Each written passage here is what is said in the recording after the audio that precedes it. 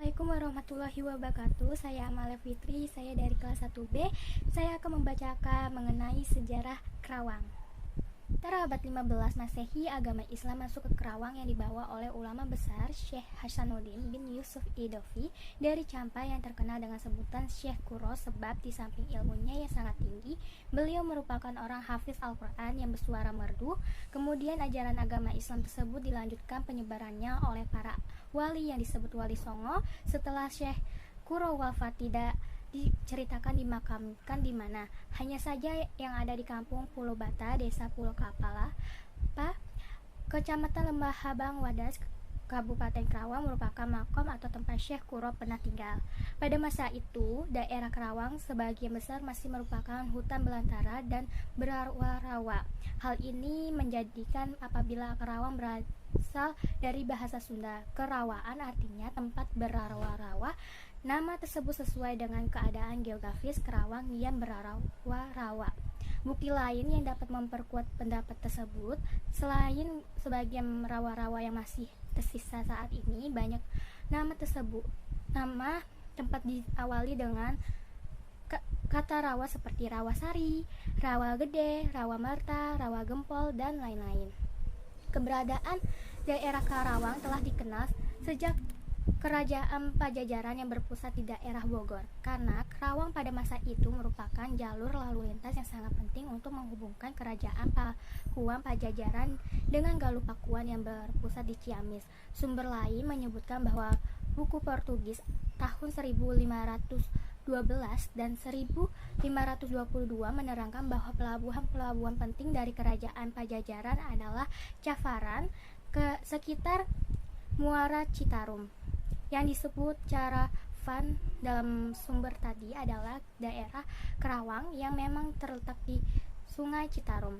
Sejak dulu kala, bila orang-orang berpergian akan melewati daerah-daerah rawa untuk keamanan, mereka pergi ke khalifah-khalifah dengan menggunakan hewan seperti kuda, sapi, kerbau, atau keledai. Demikian pula hal yang mungkin terjadi pada zaman dahulu. Kesatuan-kesatuan khalifah dalam bahasa Portugis disebut karavan yang berada di sekitar Muara Citarum sampai menjorok agak ke pendalaman sehingga dikenal dengan sebutan Cafaran yang kemudian berubah menjadi Kerawang. Dari Pakuan Pajajaran ada sebuah jalan yang dapat melalui Celengsi atau Cibarusa, Warung Gede, Tanjung Pura, Kerawang, Cikao, Purwakarta, Raja Galuh, Talaga, Kawali, dan berpusat di kerajaan daerah Pakuan di Ciamis dan Bojonggaluh. Luas Kabupaten Kerawang pada masa itu tidak sama dengan luas Kabupaten Kerawang pada masa sekarang. Pada saat itu Kerawang meliputi Bekasi, Subang, Purwakarta, dan Kerawang sendiri. Setelah Kerajaan Pajajaran runtuh pada tahun 1579 Masehi, pada tahun 1580 berdiri Kerajaan Sumedang Larang sebagai penerus Kerajaan Pajajaran dengan rajanya Prabu Gesan Ulun, putra Ratu Pucuk Umum atau disebut Pangeran Istri, dengan pangeran santri keturunan Sultan Gunung Jati dari Cirebon. Kerajaan Islam Sumedang Larang pusat pemerintahannya di Daya Luhur dengan membawakan Sumedang, Galuh, Limbangan, Sukakerta, dan Kerawang. Pada masa tahun 1608 Masehi, Prabu Gesan Umum wafat digantikan oleh putranya Rangga Gempol Kusumadinata, putra Prabu Gesan Ulum dari istrinya Harisbaya, keturunan Madura. Pada masa itu di Jawa Tengah telah berdiri Kerajaan Mataram dengan rajanya Sultan Agung 1613 sampai 1645. Salah satu cita-cita Sultan Agung pada masa pemerintahannya adalah dapat menguasai Pulau Jawa dan menguasai komponi Belanda dari Batavia. Rangga Gempol Kusumadinata sebagai Raja Sumedang Larang masih mempunyai hubungan keluarga dengan Sultan Agung dan mengajui kekuasaan Mataram. Maka pada tahun 1620 Rangga Gempol Kusumadinata menghadap ke Mataram dan menyerahkan Kerajaan Sumedang Larang di bawah naungan Kerajaan Mataram. Sejak saat itu Sumedang Larang dikenal dengan sebutan Prayangan. Raja Gempol Kusumadinata pada Sultan Agung diangkat menjadi Bupati Wadana untuk tanah Sunda dengan batas-batas wilayah di sebelah timur Kali Cipamali sebelah barat Kali Cisadane, di sebelah utara Laut Jawa, dan di sebelah selatan Laut Kidul.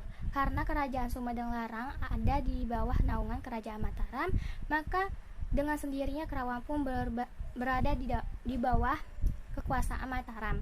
Pada tahun 1624, Rangga Gempol Kusumandinata wafat dimakamkan di Bembem, Yogyakarta. Sebagai pengganti Sultan Agung mengangkat Rangga Gede, putra Prabu Gesan Ulun dari isi Nyimas Geleng Waru dari Sumedang. Rangga Gempol II, putra Rangga Gempol Kusumandinata yang mestinya menerima tata kerajaan, mesti disisihkan dan sakit hati. Kemudian beliau berangkat ke Banten untuk meminta bantuan Sultan Banten agar dapat menaklukkan Kerajaan Sumedang Larang.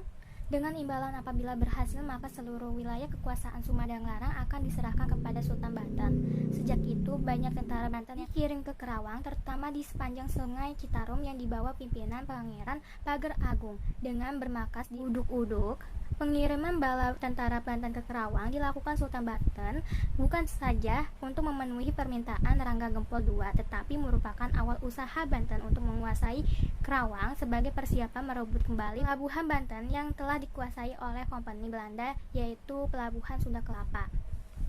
Masuknya tentara Banten ke Kerawang beritanya telah sampai ke Mataram. Pada tahun 1624, Sultan Agung mengutuskan Sureng Rono atau Arya Wirasaba dari Mojo Agung, Jawa Timur untuk berangkat ke Kerawang dengan membawa 1000 prajurit dan keluarganya dari Mataram melalui Banyumas dengan tujuan untuk membebaskan Kerawang dari pengaruh Banten.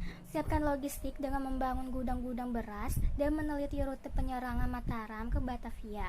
Di Banyumas, Arya Surengrono meninggalkan 300 prajurit dengan keluarganya untuk mempersiapkan logistik dan penghubung ke ibu kota Mataram. Dari Banyumas, perjalanan dilanjutkan dengan melalui jalur utara melewati Tegal, Brebes, Cirebon, Indramayu, dan Ciasem.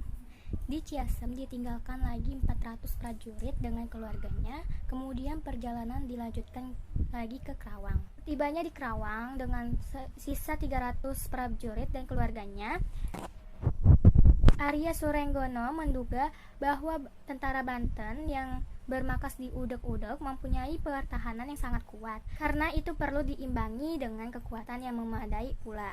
Langkah awal yang dilakukan Surengrono membentuk 3 desa, yaitu Desa Waringin Pitu atau Teluk Jampe, Parakan Sapi di Kecamatan Pangkalan yang kini telah terendam air Waduk Jatiluhur, dan Desa Adiarsa atau sekarang termasuk di Kecamatan Kerawang. Pusat kekuatan di Desa Waringin Pitu. Karena jauh dan sulitnya hubungan antara Kerawang dan Mataram, Arya Wirasaba belum sempat melaporkan tugas yang sedang dilaksanakan Sultan Agung. Keadaan ini menjadi Sultan Agung mempunyai anggapan bahwa tugas yang diberikan kepada Arya Wirasaba gagal dilaksanakan.